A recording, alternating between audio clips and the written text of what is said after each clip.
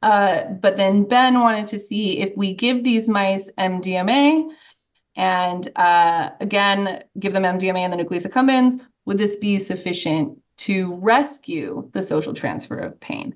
And that's exactly what he found. And so he put Shank3 knockout mice with a wild type partner, so a mouse that doesn't have this gene deficit, but grew up with them, was born in the same litter.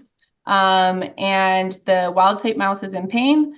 The Shank3 knockout mouse gets an injection of MDMA. And guess what? After an hour-long social interaction, they acquire the social transfer of pain, which to me is pretty incredible because it's allowing for a behavior that didn't normally, exist or didn't happen in these circumstances in these mice.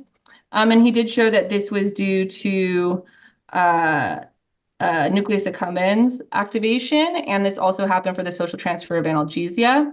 And then very finally, the same thing was true if you activate serotonin signaling via dorsal raft A stimulation into the nucleus accumbens core in the Shank3 knockout mice, you see the social transfer of pain. Hmm. Wow. Sorry, that was a lot.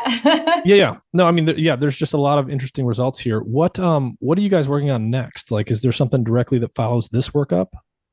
That's a good question. So we are working on some sort of tangentially related things. We're not directly following up on serotonin at this moment.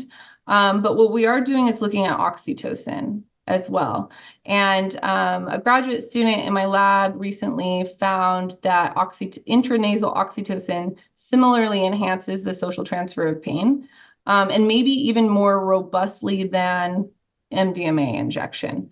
So that's very interesting to us because we showed that this MDMA effect could be replicated with serotonin signaling, but it appears now that we're sort of moving forward that that's not the only neuromodulator involved, that oxytocin might be involved as well.